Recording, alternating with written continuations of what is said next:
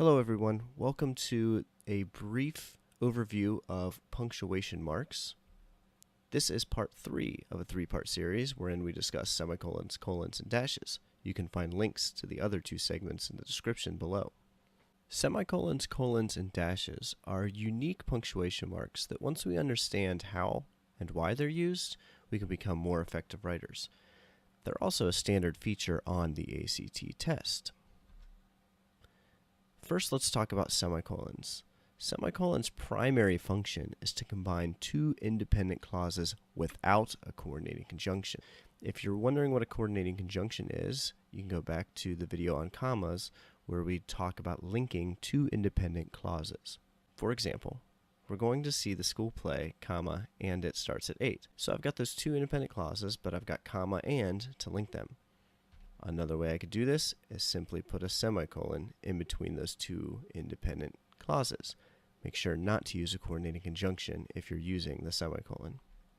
Another use for the semicolon is to combine 2 independent clauses with a conjunctive adverb. Here's an example.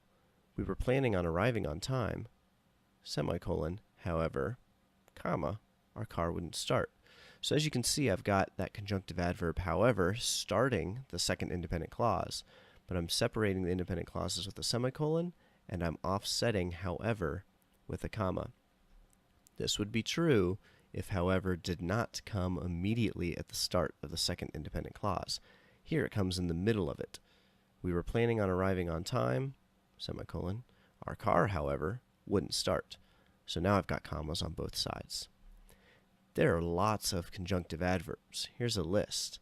We'll have a separate lesson on what their different functions are and when you can use them. Typically, we're using them to transition in some way, shape, or form. Finally, semicolons can be used to make a list that includes items with commas. This gets a little funky, but I think you'll understand once I show you one example. I have 3 items that are going to go in this list. My cousins, Jessica and Jeremy, Aunt Marie, who's a doctor, and our dad's best friend, Jim. Notice that each of these items contains a comma. If I were to put these all in one big sentence, because I already have commas within each of those phrases that form the list, instead I'm going to use a semicolon to separate the list items. Many were planning on attending my sister's wedding, including my cousins Jeremy and Jessica, semicolon, Aunt Marie, who is a doctor, semicolon, and our dad's best friend, Jim.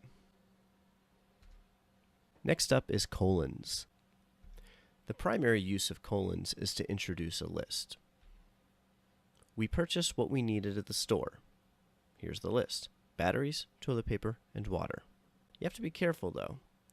Again, the rule is that it has to come after an independent clause. At the store, we purchased the following: batteries, toilet paper, and water. This is a common mistake people make with colons. They put it after as follows, or includes, or the following. That's not an independent clause. Okay, we have to find a way to make that a complete statement before we put the semicolon and then the list. Another use for colons is that it can introduce an explanation or definition. There was only one thing he wanted for his birthday: a Nintendo Switch. Should have capitalized Switch there. Now, note that this still has to follow that independent clause rule, and it does.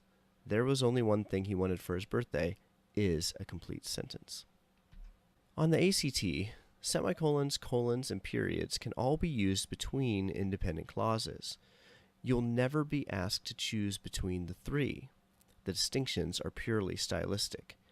I found this to be a very helpful tip from Prep Scholar blog, because if you do see something where they give you, I don't know, a colon and a period as an option, you know that those are not the correct answer because they essentially function the same way.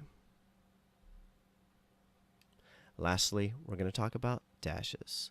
Dashes are used in place of commas in non-essential clauses.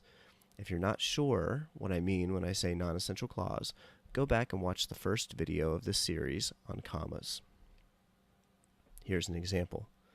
My favorite video game character, Cloud, who first appears in Final Fantasy VII, also appears as a fighter in Super Smash Bros. So what I'm doing here is I'm taking that clause who first appears in Final Fantasy VII, I'm offsetting it with dashes instead of commas, and I know that it's not essential because if I took it out, my sentence still makes sense. My favorite video game character, Cloud, appears as a fighter in Super Smash Bros. Note that when we have dashes, it always has to be offset with them. You cannot combine commas and dashes even though they are essentially functioning in the same way. That's all for my 3-part series on punctuation marks. Thanks for watching. If you are a student of mine, you can find more resources in Schoology.